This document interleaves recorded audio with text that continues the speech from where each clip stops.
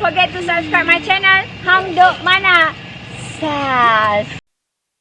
Assalamualaikum, selamat datang lagi ke channel Hang Duk Mana. Mari kita dengar ucapan Rafizi di Kongres PKR 2023. Apa beliau cakap? Kalau ada Hamzah and Azmin dekat parti mana-mana, hebat macam mana pun tak stabil. Okey, mari kita dengar bidasar atau perli daripada Rafizi Ramli ni. Di akhir nanti kita komen macam biasa. Stabil. Sebelum itu kucak-kacir Malaysia ni 5 tahun. Dalam parti yang jadi tonggak kerajaan dalam keadilan, kita tidak pernah lebih stabil daripada yang kita ada sekarang. Sebabnya, kita tak ada Hamzah Zainuddin dengan tak ada Azmin Ali dalam parti ni. Kalau ada Hamzah Zainuddin, Azmin Ali kat parti mana-mana, hebat macam mana pun tak stabil lagi. Kita dah kena dulu. Soal misi menstabilkan harga barang. Bila kita mula-mula ambil alih, inflasi 4%. Sekarang tak sampai setahun, Oktober 1.8%. Tu yang saya duk tanya, ikut mananya kamu kata harga barang naik? Inflasi makin turun, paling rendah. Paling kurang, kalaupun tak nak sokong yang komen itu, jawablah bab ini. Kalau kamu kata ekonomi tak baik semua, kamu jawab ni macam mana dalam keadaan inflasi 1.8%. Kamu kan ada PhD. Yalah, tapi Mas Surah pun ada PhD juga, ya tak? Oh, sudah. Misi untuk mencipta naratif pertumbuhan ekonomi negara supaya kita boleh menarik pelabur dan menggalakkan pertumbuhan ekonomi. Datuk Seri Anwar lancarkan ekonomi madani. Kita lancarkan pelan peralihan tenaga. Kita ada pelan industri yang baru. Kita ada kajian separuh penggal. Kita ada belanjawan. Zaman Muhyiddin PDF dulu berapa banyak dia buat? Paling kurang bila penganalisa nak komen, ujuklah, bandingkanlah, biarlah dia berasaskan kepada fakta. Misi kita untuk mengurangkan hutang kerajaan dan mengukuhkan kedudukan kewangan negara. InsyaAllah tahun 2023 kita akan dapat mencapai sasaran pengurangan defisit 5%. Tahun 2024 4.3%. Tahun 2025 3.5% dan daripada 2026 ke atas kita akan mula melihat hutang kita berkurang. Jadi kok mana yang gagalnya?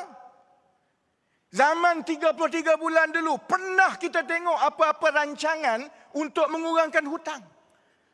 Jadi yang duk komen ni, komentar ni, kalau pun nak komen, tengoklah yang itu dulu.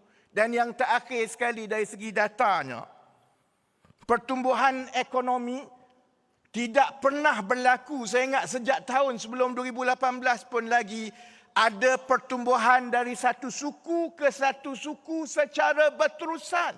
Ini kali pertama dalam sejak beberapa tahun yang lampau.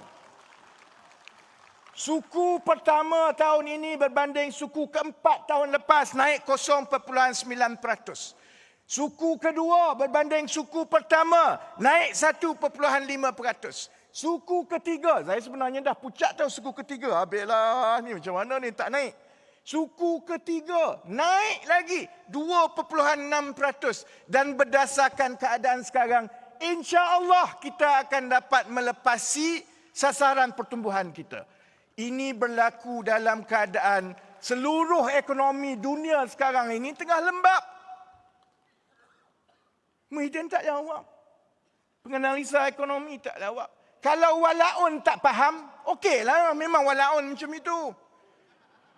Tapi bila ada komen-komen yang konon datang daripada cerdik pandai, daripada media, tapi dia tak tunjukkan data dan perspektif yang betul. Sebab itu hari ini saya nak jawab secara politik, saudara-saudari. Baik, sikit lagi ni nak cerita pasal ringgit. Sebab dia akan kata, yang itu tu tak penting. Sebab ringgit kita jatuh. Aku nak tanyalah walaun ni, berapa kali kau pergi New York tiap-tiap bulan? Yang sibuk sangat ringgit jatuh. Kau import Mercedes berapa biji tiap-tiap bulan? Ringgit dia kata jatuh. Baik, yang dia tak yang tidak dikongsi. Yang itu yang kadang-kadang saya kecewa. Kerana memang betul kita dah terangkan, kita terpaksa mengambil keputusan untuk tidak membebankan rakyat. Kabinet bersetuju dengan pandangan Bank Negara bahawa dikekalkan kadar faedah itu kerana walaupun itu ada kesan kepada nilai ringgit, tetapi ia akan terus mengembangkan ekonomi negara. Tapi sebenarnya kalau kita tengok daripada akhir Jun 2023 ke akhir September 2023, yang ini yang saya nak tanya, ini termasuklah perwakilan ni. Memang betul ringgit melemah, makin melemah. Kita susut nilai 0.2% dengan Singapura. Betul. Kita susut nilai Jun ke September itu sebanyak 0.6% dengan Amerika. Memang betul. Tapi tak pernah disebut. Contohnya, kita mengukuh 2.9% dengan yen. 2.4% dengan baht Thai. Kita mengukuh 2.4% dengan sterling. Kita mengukuh 2% dengan rupiah. Kita mengukuh 1.8% dengan peso. Kita mengukuh 1.7% dengan Korean won. Kita mengukuh 1.6% dengan euro. Kita mengukuh 1.4% dengan Australian dollar. Kita mengukuh 0.2% dengan China. Yang kita lemah ni hanyalah dengan dolar Singapura dan dolar US saja. Yang lain naik semua ni dia tak cerita. Sebab itu yang cerdik pandai ni kalau nak cerita, cerita semualah. Jangan cerita yang walaupun nak dengar saja. Dan pasal ekonomi akhir sekali, orang cerita pasal tengok ni mata wang teruk, bursa teruk. Dia tak tengok ke sebenarnya daripada prestasi akhir Jun kepada akhir September 2023, pasaran bursa Kuala Lumpur adalah antara yang terbaik bila dibandingkan dengan pasaran-pasaran bursa dunia, seluruh dunia. Kita hanya nombor 2 di belakang Jakarta saja. Jakarta meningkat 4.2%, Kuala Lumpur meningkat 3.4%. Mengalahkan semua bursa-bursa lain, termasuklah Vietnam 3% saja naik. Mumbai hanya naik 1.7%. London naik 1% saja. Singapura naik 0.4%.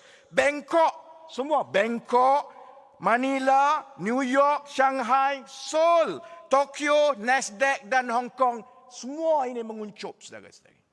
Sebab itu, saya nak maklumkan bahawa kita biasa menongkah arus.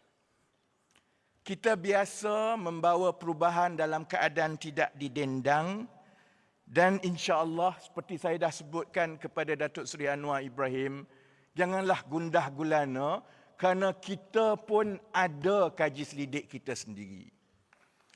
Kaji selidik kita itulah yang sebelum ini membimbing kita untuk membuat keputusan-keputusan di luar jangkauan rakyat seperti 3 penjuru dan sebagainya, dan kaji selidik kita menunjukkan ada peningkatan populariti Datuk Seri Anwar Ibrahim dan kerajaan daripada Julai ke September, kemudian dia kekal di November begitu.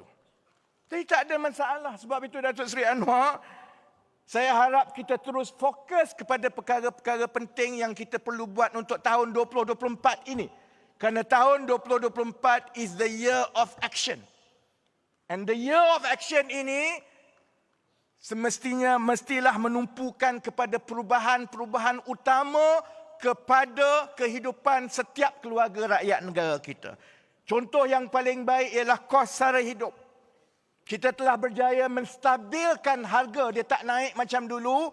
Saya harap tahun 2024 ini mengikut kesepaduan semua kementerian, kita tumpukan pula untuk meningkatkan pendapatan bulanan keluarga, baik dari segi menggunakan peluang untuk menstrukturkan subsidi untuk mewujudkan satu sistem bantuan dan juga perlindungan sosial yang menyeluruh kepada semua keluarga, dan juga untuk kita teruskan dengan reformasi pasaran kerja agar gaji itu naik dan pekerja-pekerja kita ditingkatkan kemahiran untuk mendapat gaji yang lebih baik. Okey, tonton komen saya lah. Untuk mereka yang tak tahu dulu, dulu apa Muhammad Azmin Ali ni ialah timbalan presiden dekat PKR lah. So, dia telah khianat masa zaman Syaritan tu, dia dah lompat masuk dekat geng Bersatu. Lepas pula, Hamzah Zainuddin ni pula, dia asal dulu UMNO lah. Dia pun lompat masuk dekat Bersatu. Itulah mereka berdua ni. Okey, tuan-tuan, mari terus menyokong kerajaan Perpaduan Datuk Ahmad Anwar Ibrahim. Assalamualaikum.